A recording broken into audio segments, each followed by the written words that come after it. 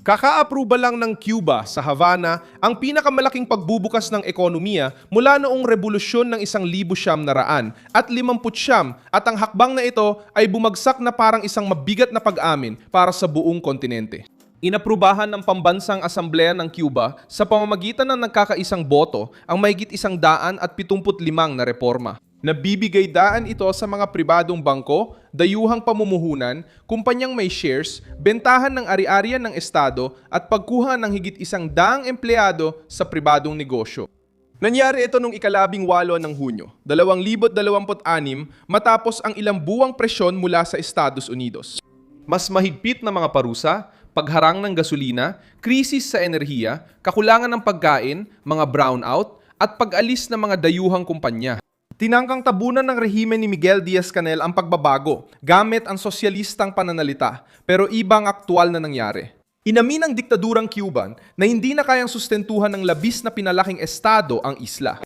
Suportado ni Raul Castro ang mabilisang aksyon, ipinagtanggol ni Manuel Marrero ang merkado bilang epektibong kasangkapan at sinabi ng Washington na pagmamasdan nila kung tunay ba itong pagbabago o pagpapanggap lang. Ano ang tinanggap ng Cuba? Bakit nang madali ang diktadura? Paano pinaigpit ni Trump ang pagkubgub na hindi sinasalakay ang Havana? Ikukwento ko ang lahat ng yan. Kung gusto mo ng ganitong klaseng diretsong nilalaman na walang paligoy-ligoy, mag-subscribe ka na dahil araw-araw may ganitong video dito. Ang desisyon ay ginawa sa Pambansang Asambleya ng Cuba sa Havana, suportado ng Partido Komunista at ni Raul Castro na patuloy na may impluensya sa rehimen. Sabi ng Reuters, inaprubahan ng mga mambabatas ang pinakamalaking reforma sa sosyalistang modelo ng Cuba mula nang maupo si Fidel Castro. Inilahad ng gobyerno ang mga hakbang bilang pag-update ng sistema, ngunit ipinapakita ng inaprubahang nilalaman ang pagbubukas na matagal lang tinututulan ng kaliwang bahagi ng Latin America. Ang mga pagbabago ay tumatama sa puso ng ekonomiyang Cuban. Binubuksan ng pakete ang landas para sa pribadong real estate development at ginagawang komersyal ang mga kumpanyang pag-aari ng Estado na may pribadong partisipasyon. Pinapayagan din ito ang mga pribadong bangko sa sektor ng pananalapi. Pinapayagan ang pagbebenta ng ari-arian ng Estado sa mga kumpanya at individual pati na sa mga Kubanong nasa labas ng isla. Sa praktika, nagsimulang maghanap ng pera ang Havana na dati nilang tinutuligsa. Ang dating tutol sa malayang pamilihan na iyon ay umaasa na rito bilang tulong. Ibinahagi ni Manuel Marrero, punong ministro ng Cuba, ang mga hakbang sa mga mambabatas sa isang mahabang talumpati. Aminado siyang epektibong kasangkapan ang pamilihan sa paglalaan ng mga mapagkukunan. Mabigat ang pahayag na ito dahil galing ito mismo sa loob ng estrukturang komunista ng Cuba, hindi mula sa mga kalaban o tagasuri sa labas. Kapag ang pamahalaan na kumokontrol sa presyo, produksyon, kalakalan at ari-arian ay tumanggap ng mas malaking papel ng pamilihan, inaamin nitong nabigo ang ganap na kontrol. Sinubukan ni Diaz-Canel na kontrolin ang kwento. Sinabi niya na hindi susuko ng Cuba ang sosyalismo at patuloy na hinaharap ng isla ang pinakamahabang blockade sa kasaysayan. Ngunit hindi nababago ng talumpati ang katotohanan. Inaprubahan ng rehimen ang mga hakbang na nagpapababa sa kontrol ng Estado at nagpapalawak sa espasyo ng pribadong kapital. Kaya naman labis na nabahala ang kaliwa na palaging inilalako ang Cuba bilang uwaran ng paglaban. Nabasag ang uwaran mula sa loob. Tumindi ang presyon mula Estados Unidos sa sentro ng pagbabagong ito. Simula Enero, pinaigting ng patakaran ni Trump ang laban sa Cuba, lalo na sa enerhiya at pananalapi.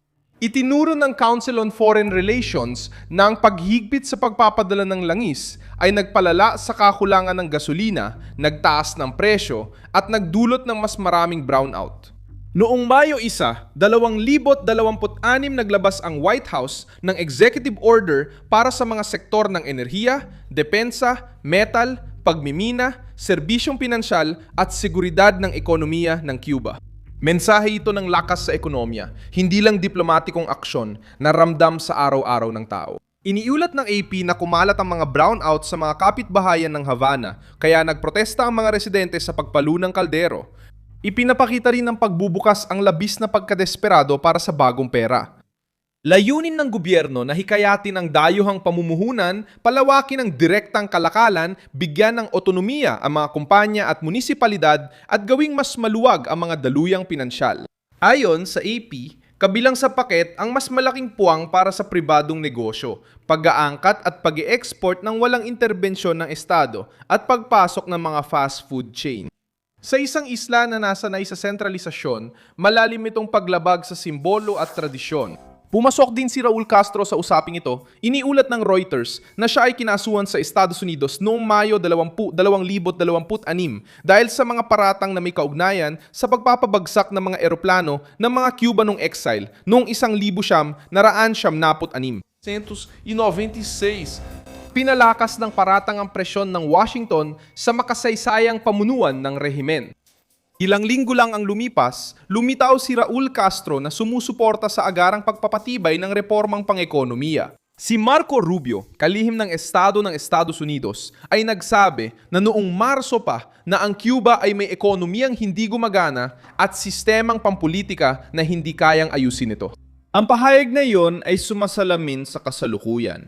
Binuksan ng Havana ang ekonomiya hindi dahil sa negosyante, kundi dahil pumalya na ang modelo. Binuksan nila ito dahil sa hirap ng mga tao sa brownout.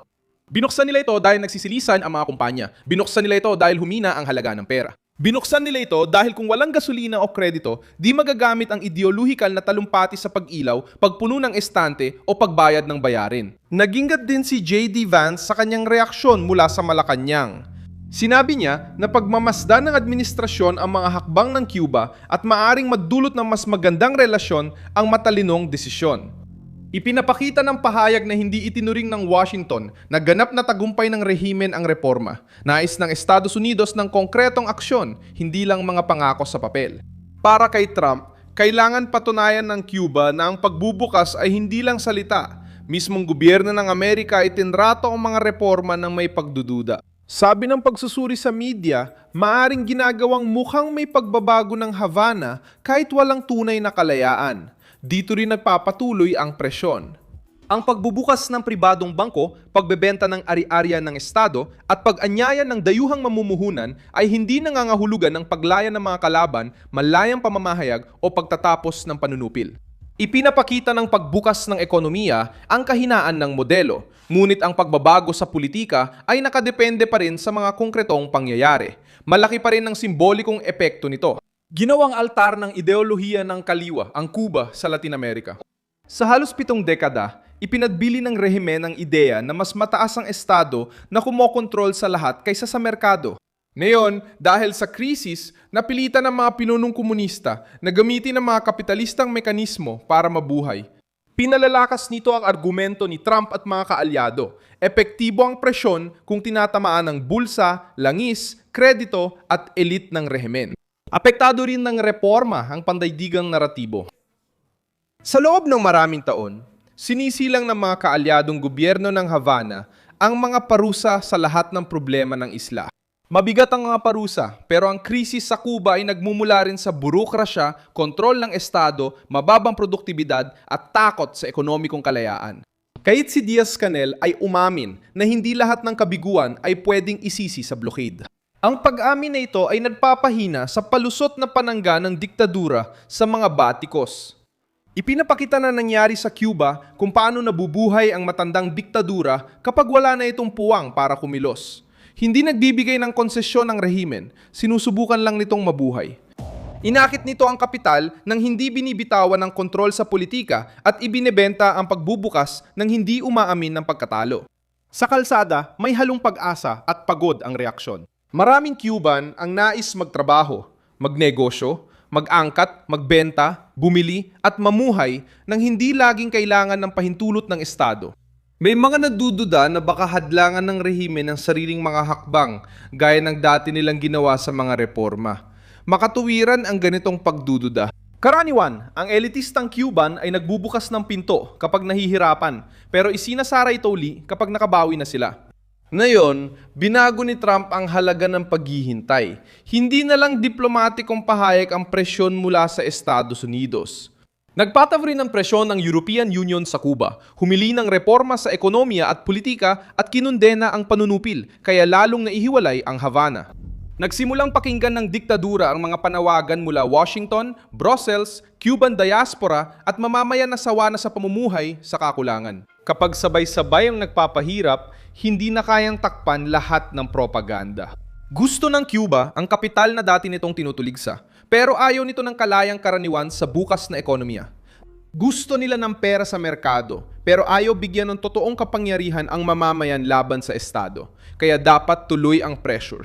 Pinatunay ni Trump ang kontrol niya sa laro nang napilitan ng Havana na iwan ng ideolohiya at harapin ang totoong kalagayan ng ekonomiya. Inaprubahan ng diktadura ang pinakamalaking pagbubukas sa 70 taon hindi dahil sa paniniwala, kundi sa pangangailangan. Ang dating simbolo ng komunismo ay ngayon umaasa na sa merkado para hindi lumubog. Kapag pati Cuba ay nagbubukas na para sa pribadong bangko, dayuhang mamumuhunan at malayang kumpanya, mahirap para sa kahit sinong sosyalista sa Latin America na magkunwaring nagtagumpay ang absolutong modelong pang-estado. Ako si Milson Alves, internacionalista, at layunin kong bigyan ka ng tapat na impormasyon araw-araw. Ang mga news link ay nasa video description. I-like ang video, mag-subscribe sa channel, at silipin ang komento para maging aktibo sa komunidad ni Milson Alves.